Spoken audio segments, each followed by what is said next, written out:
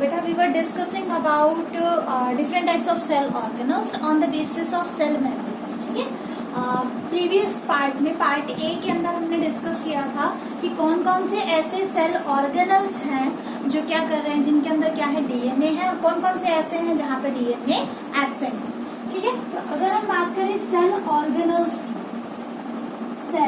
Organelles, ठीक है, तो cell organelles on the basis of membranes के बेस पे हम 3 डिफरेंट टाइप्स के सेल ऑर्गेनल्स को डिफरेंशिएट करते हैं.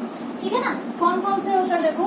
एक तो होते हैं मेम्ब्रेनलेस, यानी कि ऐसा सेल ऑर्गेनल है जिसके चारों तरफ, ठीक है ना, जिसके चारों तरफ कोई भी मेम्ब्रेन नहीं. जैसे हमने बात की थी यहाँ पे इसकी, एक तो राइबोसोम, कैसा भी राइबोसोम हो, चाहे वो 70S हो चाहे वो 80S हो, ठीक है ना, वहाँ पे कभी भी कोई भी क्या नहीं मिलेगी, मेम्ब्रेन नहीं मिलेगी, तो मेम्ब्रेनलेस है ये. ठीक है, इसके अलावा नेक्स्ट है सेंट्रोसोम. ठीक है, सेंट्रोसोम क्या होता है, कैसा होता है, इसको हम आगे डिस्कस करेंगे. बट ये ध्यान रखना कि राइबोसोम्स जो है वो एनिमल सेल, प्लांट सेल दोनों में होते हैं, बैक्टीरिया में भी होते हैं. बट अगर सेंट्रोसोम की बात करें तो they are characteristic feature of only animal cell. ठीक है, वहीं अगर हम बात करें single membrane bound cell organelles की, ऐसे ऑर्गेनल्स जिनके अंदर क्या है, जो किससे बाउंडेड है, सिंगल मेम्ब्रेन बाउंडेड. ठीक है ना, सिंगल मेम्ब्रेन बाउंडेड, तो वहां पे देखो हम बाद में बात करेंगे इसके बारे में. ठीक है, इससे पहले एक और पार्ट डिस्कस कर लेते हैं, that is double membrane bounded. ठीक है, तो डबल मेम्ब्रेन बाउंडेड के अंदर बेसिकली हम किसकी बात करते हैं, देखो डबल मेम्ब्रेन कहाँ होगी, जहाँ पे एक्स्ट्रा प्रोटेक्शन की जरूरत होती है. और एक्स्ट्रा प्रोटेक्शन कहाँ चाहिए, जहाँ पे बहुत ही कीमती चीज हो. ठीक है, कीमती चीज क्या है, सेल के पास सबसे ज्यादा जो इम्पोर्टेंट चीज है वो क्या है, उसका जेनेटिक मटेरियल. और अभी अभी हमने देखा कि जेनेटिक मटेरियल केवल 3 ऑर्गेनल्स के पास है, न्यूक्लियस के पास, ठीक है, इसके अलावा माइटोकॉन्ड्रिया के पास, और तीसरा हमने देखा क्लोरोप्लास्ट यानी कि प्लास्टिड्स के पास. ठीक है, तो देखो हमेशा ध्यान रखना कि न्यूक्लियस, माइटोकॉन्ड्रिया, ठीक है, ये तो दोनों में ही होंगे, प्लांट सेल एनिमल सेल दोनों के अंदर होता है, एंड क्लोरोप्लास्ट, प्लास्टिड्स के अंदर क्लोरोप्लास्ट. ठीक है, ऐसे सेल ऑर्गेनल्स हैं जिनकी डबल मेम्ब्रेन होती है. ठीक है ना, ध्यान रखना इसको. ठीक है, डबल मेम्ब्रेन भी अब इनकी अलग अलग टाइप की होती है, ये भी अलग अलग तरीके से होती है. देखो आपने न्यूक्लियस बनाया था ना, और न्यूक्लियस हमने कुछ ऐसे बनाया था, सही बनाया है, नहीं बनाया. इसमें हमने क्या कर दिया, हमने इसमें जगह जगह क्या बनाया था, कंटिन्यूअस लेयर नहीं बनाए थे, हमने जगह जगह इसमें क्या बनाए थे, कुछ पोर्स बनाए थे, कुछ ऐसे करके. ठीक है, तो ध्यान रखना कि जो न्यूक्लियस की डबल मेम्ब्रेन होती है, ठीक है, that have certain nuclear pore. ठीक है ना, for transmission of substances inside to outside of nucleus. ठीक है, आगे बात समझ में, इनसाइड टू आउटसाइड और आउटसाइड टू इनसाइड दोनों हो सकता है. तो वहां पे जो न्यूक्लियर और आउटर सरफेस पर हमने देखा था क्या अटैच थे, इस पे राइबोसोम्स अटैच थे इस तरीके से. ठीक है, तो हमने क्या देखा कि जो न्यूक्लियस की मेम्ब्रेन है वो कभी भी कंटिन्यूअस नहीं होती, डबल मेम्ब्रेन कभी भी कंटिन्यूअस नहीं होती. ठीक है, माइटोकॉन्ड्रिया की जहां तक बात है, देखो माइटोकॉन्ड्रिया में देखो ये एक मेम्ब्रेन हो गई, आउटर मेम्ब्रेन हो गई, लेकिन जो इनर मेम्ब्रेन है वो ऐसे इस तरीके से बिल्कुल स्मूथ इस टाइप की नहीं होगी. वो क्या होती है, अपना सरफेस एरिया इंक्रीज करने के लिए कुछ ऐसे इनफोल्डिंग्स शो करती है, और इन इनफोल्डिंग्स को क्या बोलते हैं हम, क्रिस्टी. जब हम डायग्राम करेंगे, माइटोकॉन्ड्रिया अच्छे से पढ़ेंगे, वहां पे हम डिटेल से पूरा डायग्राम पढ़ेंगे कहाँ क्या होता है. बट फिलहाल के लिए एक कंपैरिजन माइंड में होना चाहिए कि जो डबल मेम्ब्रेन है वो भी अलग अलग टाइप की है. तो माइटोकॉन्ड्रिया की इनर मेम्ब्रेन कभी भी स्ट्रेट नहीं होगी. ठीक है ना, कैसी होती है, it is folded in the inner side, infolding show करती है, जिनको क्रिस्टी कहा जाता है. और इसके इनर सरफेस पे एक और बल्ब लाइक स्ट्रक्चर्स होते हैं, रैकेट शेप्ड स्ट्रक्चर्स होते हैं, जिनको ऑक्सीजोम्स कहा जाता है. ठीक है, और जहां तक बात है क्लोरोप्लास्ट या प्लास्टिड की, वहां पे आपको दोनों ही मेम्ब्रेन कुछ इस तरीके से स्ट्रेट दिखाई देंगे. क्लियर, तो देखो हमने पढ़ा कि इसके अलावा जितने भी आपके सेल ऑर्गेनल बच गए, चाहे वो एंडोप्लाज्मिक रेटिकुलम हो, चाहे गोल्गी अपरेटस हो, ठीक है, चाहे लाइसोसोम हो, ठीक है, इस तरीके से, ठीक है ना। तो ये क्या है, कुछ ऐसे सेल और भी बहुत सारे बच गए हैं, ठीक है, हम कवर करेंगे इनको, ठीक है ना। और भी ऑर्गेनल्स यहाँ पे बच रहे हैं। तो जो ऑर्गेनल्स है सिंगल मेम्ब्रेन में होंगे, रेस्ट ऑफ ऑल, ठीक है। तो आपने ध्यान में जनरली क्वेश्चन जो पूछा जाता है वो किस पे पूछा जाता है, मेम्ब्रेन लेस पे या डबल मेम्ब्रेन बाउंड पे। या क्वेश्चन पूछा जाएगा कि ऐसे सेल ऑर्गेनल बताओ जिसका खुद का डीएनए है, ठीक है, और खुद के राइबोसोम्स है। तो आंसर क्या आएगा, माइटोकॉन्ड्रिया एंड क्लोरोप्लास्ट और न्यूक्लियस, तो जैसे वो नहीं है, ठीक है। या फिर क्वेश्चन आ सकता है कि ऐसे सेल ऑर्गेनल्स, सेमी ऑटोनोमियस ऑर्गेनल्स, आगे समझाएंगे क्या होता है सेमी ऑटोनोमियस का मतलब, ऐसे 9th में आप पढ़ चुके हो, ठीक है ना। तो इस तरीके से आपने ये कंपैरिजन, ये एक तरीके से मान के चलो एक ओवरव्यू आपके माइंड में होना चाहिए कि मेम्ब्रेन लेस कौन सा है, मेम्ब्रेन डबल मेम्ब्रेन बाउंड कौन सा, बच गए वो सारे के सारे सिंगल मेम्ब्रेन बाउंड स्ट्रक्चर्स होते हैं, ठीक है ना। तो this was all about different types of cell organelles on the basis of presence और absence of single membrane, sorry presence और एब्सेंस ऑफ मेम्ब्रेन। इस टाइप के कोई भी मेम्ब्रेन बाउंड स्ट्रक्चर हमें प्रोकैरियोटिक सेल में दिखाई नहीं देता, ठीक है। अब देखो जब हम सेल की स्टडी कर रहे हैं, ठीक है, तो जो है सेल की स्टडी के दौरान हमें कुछ ऐसे सेल भी दिखाई दिए जो लगातार डिवाइड कर रहे हैं, ठीक है, और पता चला कि वो क्या कॉज कर रहे हैं, कैंसर कॉजिंग सेल्स को, ठीक है ना। They lost their control of division, उन्होंने अपना डिवीजन का जो कंट्रोल होता है वो लॉस्ट कर दिया है। They are just dividing and increasing their mass, increasing their number, ठीक है ना। और उन्हीं सेल्स को हम अल्टीमेटली क्या बोलते हैं, ट्यूमर सेल्स या कार्सिनोमिक सेल्स बोलते हैं, ठीक है। तो बेसिकली क्या है, हम बात करें सेल की, ठीक है, तो सेल को हमने फिर से 3 टाइप में डिवाइड किया है on the basis of capacity of division, ठीक है। ये कॉन्सेप्ट आगे फिर से आएगा, प्लांट फिजियो के अंदर आएगा ये टॉपिक, ठीक है। बट फिर भी आप बायो के स्टूडेंट हो तो एक बेसिक आपके माइंड में होना चाहिए कि जो सेल है उसको हम डिवीजन के बेस पे, डिवाइड होने की एबिलिटी के बेस पे, ठीक है, 3 टाइप के सेल्स में डिवाइड कर सकते हैं, ठीक है। तो पहला कौन सा होता है, यहाँ पे देखो, अनडिफरेंशिएटेड सेल्स, अनडिफरेंशिएटेड सेल्स, ठीक है। दूसरी जो टाइप होती है that is differentiated sales, differentiated sales, ठीक है। और जो तीसरी टाइप है, थर्ड टाइप है, that is D differentiated sales, D differentiated sales, ठीक है। एनसीईआरटी में इसको सेल डिवीजन के अंदर और प्लांट फिजियो में डिस्कस किया है, बट हम इसको यहीं पढ़कर चलेंगे।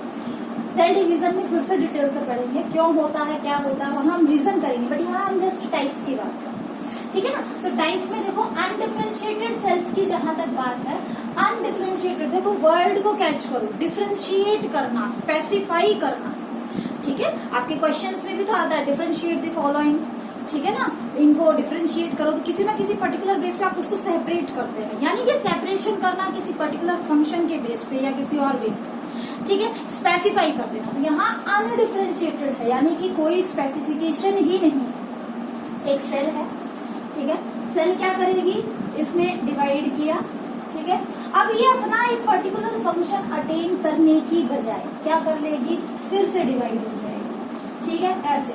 और ये आगे की जो सेल्स आएंगे ये भी क्या है, फिर डिवाइड होती जा रही है, यानी कि इनका काम है just to divide and divide and divide and divide, ठीक है। तो ऐसी सेल जो कभी भी कोई भी स्पेसिफिक फंक्शन परफॉर्म नहीं करती, दो cells which are not specified to perform a specific function, ठीक है, उसको हम क्या कहते हैं, अनडिफरेंशिएटेड सेल्स, ठीक है। They have capacity of division. तो पहली बात क्या है, हैव कैपेसिटी ऑफ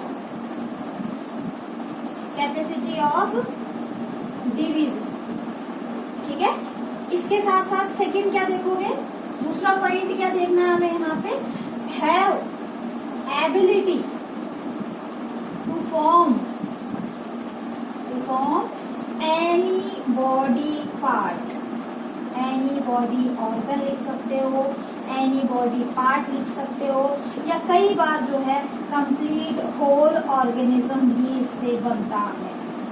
समझ में आ गया, ठीक है। तो देखो जैसे हमने पढ़ा प्लांट्स में, आपने टिश्यूज पढ़े हैं 9th क्लास में, तो उसमें आपने एक मेरिस्टेमेटिक टिश्यू पढ़े होंगे, ठीक है ना। मेरिस्टेमेटिक टिश्यू क्या होते हैं, जो हमेशा सिर्फ और सिर्फ डिवाइड करते हैं। Meristematic root tip shoot tip के जो मिलते हैं, ठीक है, जो सिर्फ उसकी लेंथ को इंक्रीज कर रहे हैं, रूट और शूट की लेंथ। समझ में आया, ठीक है ना। तो देखो हमने टोटिपोटेंसी एक वर्ड किया था, है ना, सेलुलर टोटिपोटेंसी, जिसका मतलब है ability to divide, which have ability of division. आई बात समझ में, ठीक है। तो देखो मेरिस्टेमेटिक सेल की जहां तक बात है, वो सारे के सारे क्या होते हैं, ऑल आर अनडिफरेंशिएटेड सेल्स। ऐसे ही मान लो जाइगोट बना, ठीक है, और जाइगोट से धीरे धीरे अब क्या बनना है, फीटस। तो अब देखो ये सेल्स 1 से 2, 2 से 4 ऐसे करके ये सेल्स क्या होते जा रहे हैं, बढ़ते जा रहे हैं, ठीक है। तो देखो एक पर्टिकुलर स्टेज था, ठीक है ना, एक पर्टिकुलर, आगे बढ़ोगे आप डेवलपमेंटल बायो में, हायर लेवल पे पढ़ोगे तो पर्टिकुलर स्टेज तक ये सेल क्या कहलाते हैं, स्टेम सेल कहलाते हैं, ठीक है। इनको एनिमल के केस में हम क्या बोलते हैं, स्टेम सेल। और ये क्या करते हैं, अगर मान लो यहाँ से कोई एक सेल टूट के अलग सेपरेट हो भी गया, तो ये वाला सेल भी पूरी की पूरी ऑर्गेनिज्म की बॉडी बनाने की कैपेसिटी रखता है। तो हमारी बॉडी में बहुत सारी ऐसी जगह हैं जहाँ पे स्टेम सेल अवेलेबल होता है, ठीक है ना, जो वापस से सेल्स को क्या करता है, रिजेनरेट करता है, और सेल मतलब सेल का नंबर इंक्रीज कर सकता है। आगे बात समझ में, ठीक है ना। तो ऐसे सेल्स को हम क्या बोलते हैं, स्टेम सेल्स बोलते हैं, जो क्या करते हैं, सेल डिवीजन शो करते हैं, और उनका काम ही सिर्फ क्या है, सेल डिवाइड करना हमेशा करते हैं, ठीक है। जनरली हम एम्ब्रियोनिक स्टेज पे स्टेम सेल्स को देखते हैं, ठीक है। फिर भी अभी रिसर्च स्टडी से पता चला है कि हमारी बॉडी के अंदर कुछ जगह पे हम अपने सेल्स को इंड्यूस करके क्या बना सकते हैं, प्यूरिपोटेंट सेल्स में कन्वर्ट कर सकते हैं। आईपीएस सेल जिनको बोलते हैं, इंड्यूस्ड प्यूरिपोटेंट सेल्स, ठीक है ना कहीं थोड़ी बहुत उनकी एबिलिटी होती है, वो डिवाइड कर ले, ठीक है। वैसे अगर देखा जाए तो एनिमल सेल में जो स्टेम सेल्स है जनरली वो कहाँ मिलते हैं, एम्ब्रियोनिक स्टेज पे मिलते हैं, ठीक है। अब देखो अगर हम बात करें किसके, डिफरेंशिएटेड सेल्स की, तो ये क्या है, देखो नाम में थोड़ा सा अपोजिट हो गया, ठीक है ना, which become specialised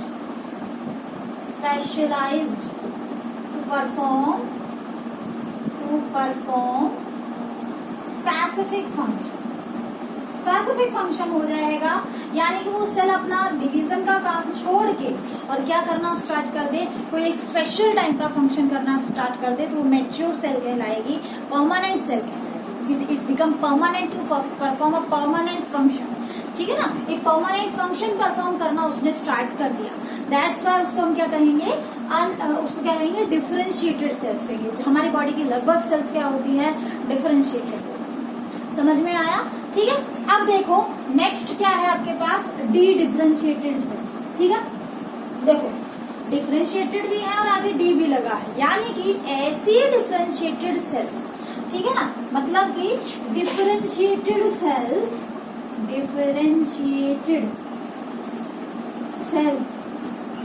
which regain capacity of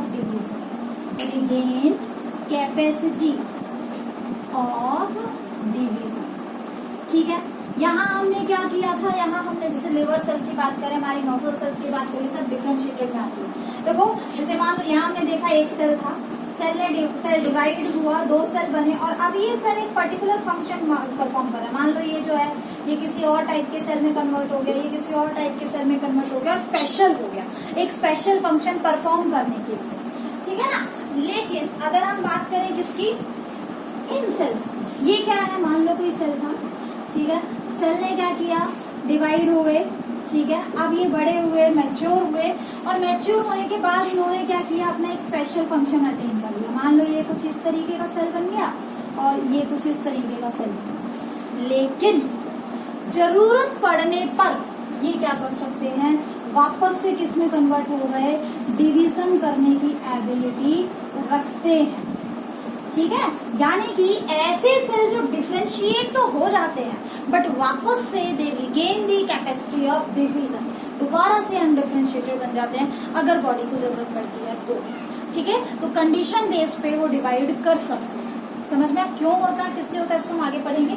example यहाँ पे हम कर सकते हैं कॉर्क कैम्बियम, ठीक है ना। क्या होता है कॉर्क कैम्बियम, आपने 9th में पढ़ा है, पर्टिकुलर प्लांट टिश्यू होता है, ठीक है ना, जो सेकेंडरी ग्रोथ शो करता है, कैम्बियम रिंग्स वगैरह बनती हैं इसके अंदर। तो इसको हम डिटेल स्ट्रक्चर इसका किस टाइप के सेल्स होते हैं वो हम प्लांट मॉर्फोलॉजी के अंदर करेंगे, ठीक है ना। तो देखो अगर हम बात, तो ये क्या है, ये स्पेसिफिक टाइप के सेल्स हैं on the basis of capacity of division, ठीक है। अब एक इंफॉर्मेशन कह लो या एक मान लो आपकी नॉलेज के लिए, देखो प्लेसेंटा आप सभी ने सुना है ना प्लेसेंटा के बारे में। प्लेसेंटा क्या होती है, एक फीटस को मदर की बॉडी से जोड़ने वाले जो कनेक्शन होता है उसको हम क्या बोल रहे हैं, प्लेसेंटा बोल रहे हैं। आपकी भाषा में हम इतना सिंपल वे में बोल सकते हैं, ठीक है। पर्टिकुलर डेफिनेशन अलग होगी। तो देखो अगर हम बात करें प्लेसेंटा की, तो देखो जब फीटस की डेवलपमेंट हो रही है, मान लो मदर का वॉर्म है, ठीक है, और यहाँ पे जो है फीटस इस तरीके से जो है हमने रफली फीटस बना दिया, और इसकी बॉडी से ये क्या है, मदर की बॉडी से प्लेसेंटा के थ्रू कनेक्टेड है, ठीक है ना। तो देखो जब फीटस बनता है उस टाइम पे शुरू में ही, जब क्योंकि प्लेसेंटा तो बहुत जल्दी बन चुकी होती है, तो उसी टाइम पे क्या हो जाता है, यहाँ से कुछ सेल टूट के कहाँ चले जाते हैं, कुछ स्टेम सेल टूट के कहाँ चले जाते हैं, प्लेसेंटा में चले जाते हैं, ठीक है ना, और प्लेसेंटा के अंदर रहते हैं। अब पहले के जमाने के लोगों को इतनी नॉलेज नहीं, वो क्या करते थे पहले के जमाने, क्या आज भी मोस्टली लोग जो है गांव के अंदर क्या करते हैं, जो प्लेसेंटा है, ओरना जिसको बोलते हैं, ठीक है ना, उसको जैसे ही बच्चे का जन्म हुआ, अगर डॉक्टर ने उसको दिया है, पेरेंट्स को उसको दे दिया है, तो पेरेंट्स क्या करते हैं, उसको दबा देते हैं, ठीक है। दैट इज वेरी रॉन्ग, दबाना नहीं चाहिए। अगर पॉसिबल है तो उस प्लेसेंटा को एक पर्टिकुलर हॉस्पिटल में स्टोर करवाना चाहिए। प्लेसेंटा बैंक्स होते हैं, ठीक है। ऐसा क्यों, क्योंकि हमारे पास उस पर्टिकुलर ऑर्गेनिज्म के स्टेम सेल है। भविष्य में अगर उस पर्टिकुलर ऑर्गेनिज्म को कोई इंजरी होती है, ठीक है, या फिर कोई पर्टिकुलर पार्ट हमें उसका रीजनरेट करने की जरूरत पड़ जाए, किसी एक्सीडेंटल फॉर्म में उसने लॉस्ट कर दिया या हमें कुछ रीजनरेट करना पड़ जाए, तो हम उस ऑर्गेनिज्म के उस पार्ट को उस स्टेम सेल से रीजनरेट कर सकते हैं, ठीक है। रिसेंट स्टडीज है, आपने सुना हो ऐश्वर्या राय जो है उसकी बेटी की प्लेसेंटा उसने स्टोर करवाई, ठीक है ना। तो प्लेसेंटा बीइंग मतलब कि थोड़ा सा हमें क्या होना चाहिए, इन चीजों को लेके थोड़ा सा कॉन्शियस होना चाहिए, ठीक है ना। बायो के स्टूडेंट को तो ऑब्वियसली आपको कॉन्शियस होना चाहिए कि प्लेसेंटा को कभी भी हमें जो है फेंकना या दबाना नहीं चाहिए, उसे हमें स्टोर करवाना चाहिए, ठीक है, अगर पॉसिबल है तो, ठीक है ना। इंडिया में बहुत कम हॉस्पिटल्स ऐसे हैं जहाँ पे प्लेसेंटा स्टोर की जाती है, ठीक है। बहुत ज्यादा इसका हमें पर्टिकुलर वो भी देना पड़ता है, ठीक है ना, इसका इकोनॉमिकली हमें उसको हैंडल करना पड़ता है, ठीक है। बट फिर भी अगर पॉसिबल है तो हमें प्लेसेंटा को स्टोर करवाना चाहिए। समझ में आ गया, ठीक है। तो this was all about today's lecture. ये पार्ट बी था जो छूट गया था, सुबह के टाइम पे नहीं हो पाया था, बना दिया था वीडियो बट किसी कारण से अपलोड नहीं कर पाए, ठीक है ना। तो आप अभी देख लीजिए, कोई दिक्कत नहीं है, और काम तो मैंने आपको भेज ही दिया है, ठीक है ना। कल अभी तक जितना पढ़ाया फोटो क्लास में, ठीक है, I will definitely give you particular assignment, ठीक है। असाइनमेंट आपको पहले खुद सॉल्व करना है, और जब सबका असाइनमेंट पेपर सबमिट हो जाएगा तब मैं उसकी की भेजूंगी, ठीक है। एमसीक्यू बेस्ड क्वेश्चंस होंगे, लगभग में मान के चलिए 40 क्वेश्चंस होंगे अभी तक हमने जितना पढ़ा है। तो please revise what ever you have studied, ठीक है ना। प्रीवियस लेक्चर्स में जो भी आपने स्टडी किया है प्लीज रिवाइज इट, ठीक है। That would be beneficial to you also, you only, ठीक है ना। सिर्फ और सिर्फ आपके लिए जो है ये बेनिफिशियल रहेगा, ठीक है। Thank you.